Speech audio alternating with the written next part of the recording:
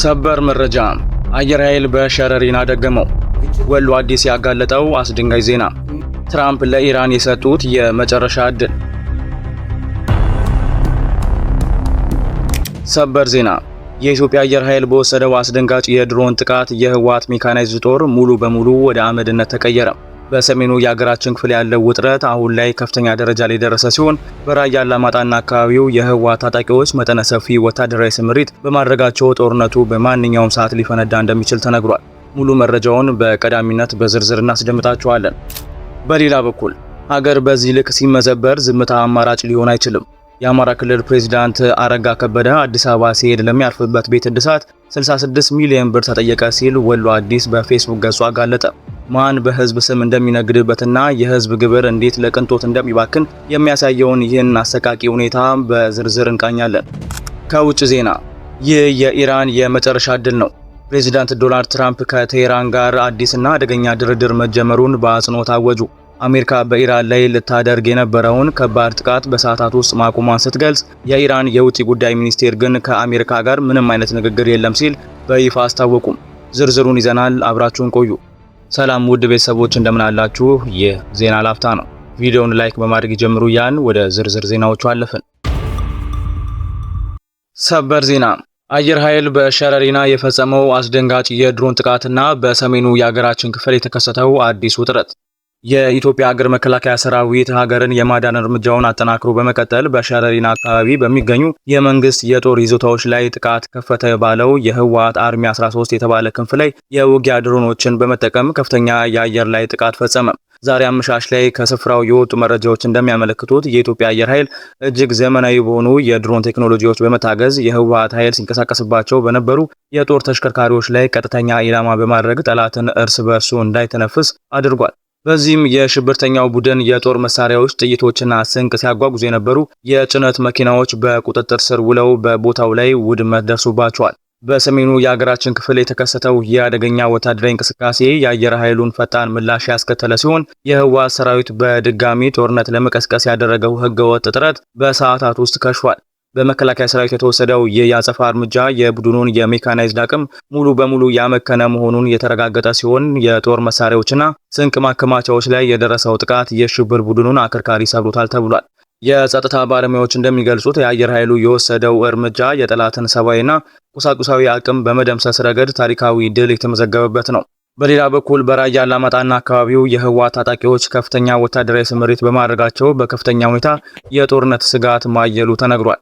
ስማቸው እንዳይጠቀስ የፈለጉ የአላማጣ ከተማ ነዋሪዎች እንደገለጹት የህወሓት ሰራዊት በራያ ግንባር፣ በጨርጨር፣ በቢሶበርና በሌሎችም ስትራቴጂካዊ አካባቢዎች ሰፊ ወታደራዊ ዝግጅት አድርገዋል። የህወሓት ሰራዊት በርካታ አርሚዎችን በራያ ግንባር አሰማርተው ለከፍተኛ ጦርነት ዝግጁ እንዲሆኑ ጥብቅ መመሪያ አስተላልፈዋል። በዚህም መሰረት በጨርጨር፣ በቢሶበር፣ በዋጅ ያቆቦ፣ በዳናያ ለኮ፣ ሰሌን ውሃ፣ በላይ በር፣ በባይባዋ እንዲሁም በጥሙጋ አካባቢዎች ከፍተኛ የሜካናይዝድ ጦር በማንቀሳቀስ ቦታዎችን የማስያዝ ስራዎች እየተከናወኑ ይገኛሉ። የአካባቢው ነዋሪዎች እንደሚሉት ከሆነ አሁን ባለው የከረረ ወታደራዊ ዝግጅትና እንቅስቃሴ ጦርነቱ በማንኛውም ሰዓት ሊጀምር የሚችልበት አሰቃቂ ሁኔታ ላይ ይገኛል። ይህንን አስፈሪ አጠቃላይ ሁኔታ በመሸሽ በርካታ ንጹሃን ዜጎችና ነዋሪዎች ወደ ቆቦ ከተማ በመሰደድ ላይ እንደሚገኙ ታውቋል። ጦርነቱ በተጀመረ ቁጥር ከፍተኛ ሰብአዊና ቁሳቁሳዊ ጉዳት የሚደርስበት የራያ ማህበረሰብ ዘላቂ ሰላምንና ነጻነቱን በእጅጉ እንደሚሻ በመግለጽ መንግስት የህዝቡን ደህንነት ለማስጠበቅ የሚወስደውን እርምጃ አጠናክሮ እንዲቀጥል ጥሪ አቅርበዋል። እርስዎም በዚህ መረጃ ላይ ያሉትን ማንኛውም ሀሳብና አስተያየት በኮሜንት ሴክሽን ላይ እንዲያጋሩን እየጋበዝን አሁን በቀጥታ ወደ ቀጣዩ ዜና እንለፍ። 66 ሚሊዮን ብር ለአንድ ማረፊያ ቤት እድሳት። ወሎ አዲስ ያጋለጠው አስደንጋጭ የገንዘብ ብክነትና የህዝብ ቁጣ። የአማራ ክልል ፕሬዝዳንት አረጋ ከበደ አዲስ አበባ ሲሄድ ለሚያርፍበት ቤት እድሳት ብቻ 66 ሚሊዮን ብር እንዲለቀቅ መጠየቁ ከፍተኛ አነጋጋሪና አሳፋሪ ክስተት መሆኑን ወሎ አዲስ በይፋዊ የፌስቡክ ገጹ ባወጣው መረጃ አጋለጠ። በወቅቱ ሀገሪቱ በከባድ የኢኮኖሚ ቀውስ፣ በኑሮ ውድነትና በምግብ እጥረት እየተፈተነች ባለችበት በዚህ አስቸጋሪ ወቅት የዜጎች የዕለት እንጀራ ፈተና በሆነበት ሰዓት ለአንድ ባለስልጣን የግል መናኸሪያና የቅንጦት መኖሪያ ቤት እድሳት ብቻ እንዲህ ያለ ግዙፍ የመንግስት በጀት መመደቡና መጠየቁ የህዝብን እንባ መሳለቅና ፍጹም የቅድመ ተከተል ግድፈት መሆኑ ተመላክቷል። ከክልሉ ገንዘብና ኢኮኖሚ ቢሮ ወጥቷል ተብሎ በወሎ አዲስ ይፋ በተደረገውና ህብር ኮንስትራክሽን ለተባለ ተቋም እንዲከፈል ትዕዛዝ በተሰጠበት በዚህ ሰነድ ላይ የገንዘቡ መጠን እጅግ ግዙፍ መሆኑ ብቻ ሳይሆን የህዝብ ግብርና ግምጃ ቤት ለአገልግሎትና ለልማት ሳይሆን ለግለሰቦች ድሎት እየባከነ መሆኑን ህዝቡ በከፍተኛ ቁጣ እየተቃወመው ይገኛል።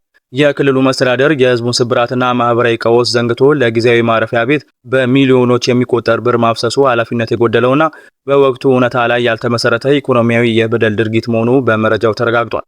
በሌላ በኩል ጉዳዩን ይበልጥ አሳሳቢ የሚያደርገው ከአዲስ አበባ በተጨማሪ በባህር ዳር ከተማ አባይ ማዶ ላይ የሚገኘውና የአረጋ ከበደ የግል ቤት እንደሆነ በውስጥ አዋቂ አያሌው መንበር የተጠቆመው ህንፃ ጎጃምን ከጎንደር ለሚያገናኘው ታላቁ የድልድይ ፕሮጀክት ከተገዙትና ለህዝብ መሰረተ ልማት ከታሰቡት የግንባታ እቃዎችና ቁሳቁሶች እየተጫኑና እየተዘረፉበት እንደሚገነባ መገለጹ በህዝቡ ዘንድ ከፍተኛ ቁጣና ጥያቄን አስነብቧል። የህዝብ ሀብትና ንብረት ለህዝብ መሰረታዊ የልማት ጥያቄዎች፣ ለጤና፣ ለትምህርት፣ ለንጹህ ውሃና ለምግብ ዋስትና ማረጋገጫ ሊውል ሲገባ እንዲህ ባለ መልኩ ለግል ጥቅም መዘረፉና መባከኑ አሳዛኝ የአገር መውደቅ ማሳያ ተደርጎ እየተወሰደ ይገኛል። በመሆኑም ይህ ወሎ አዲስ ያጋለጠው አሳፋሪ መረጃ በአማራ ክልል ብቻ ሳይሆን በመላው አገሪቱ ከፍተኛ መነጋገሪያን የፈጠረ ሲሆን የአማራ ህዝብ ማን በስሙ እንደሚነግድበት፣ የትኛው ባለስልጣን የህዝቡን እንባ ረግጦ በቅንጦት እንደሚኖር በንቃት መመዝገብ እንዳለበት ጥሪ ቀርቧል። የህዝብ ግብር ለድሎትና ለግል መፈንጠቂያ መዋል እንደሌለበት አበክሮ የሚናገረው ይህ ዘገባ መንግስትና ኃላፊዎች ለህዝብ ፊት እንዲሉ ለተፈጸመው ግዙፍ የበጀት ብክነትና የሀብት ዘረፋም ተጠያቂነት እንዲሰፍን የሰላ ትችትና ግልጽ ማሳሰቢያ በመስጠት አጠቃላይ ጉዳዩን በምሬት አጠቃሏል። ቪዲዮአችንን ላይክ ማድረግ አይርሱ እያልን ወደ ውጪ ዜና አለፍን። ይህ የመጨረሻው ድል ነው። ትራምፕ ከኢራን ጋር የጀመሩት አደገኛ ድርድርና የዓለም አቀፍ የነዳጅ ገበያ ውጥረት። የአሜሪካው ፕሬዝዳንት ዶናልድ ትራምፕ ከቴህራን ጋር አዲስ ድርድር መጀመሩን አሳወቁ። ይሁን እንጂ ይህ ንግግር ኢራን ጥሩ ሰነድ መፈረም የምትችልበት የመጨረሻ ዕድል መሆኑን በማስጠንቀቅ ማዕበል መፍጠራቸው ተሰምቷል።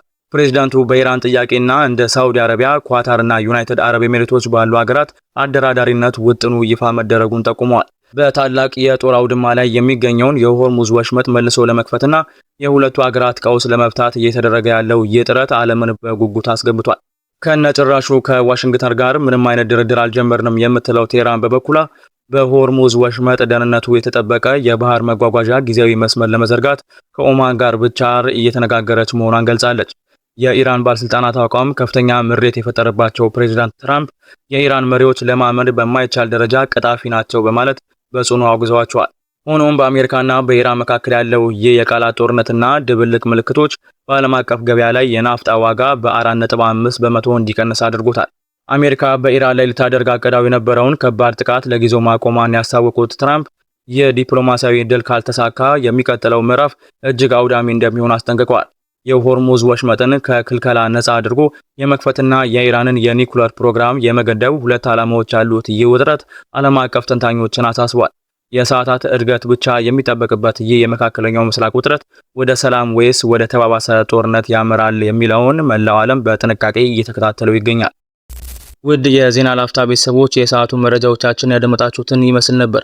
ስለተከታተላችሁን እያመሰገንን ቻናላችንን ሰብስክራይብ በማድረግ ቤተሰብ እንድትሆኑ እየጋበዝን በዚሁ ተሰናበትን። ጤና ይስጥልን።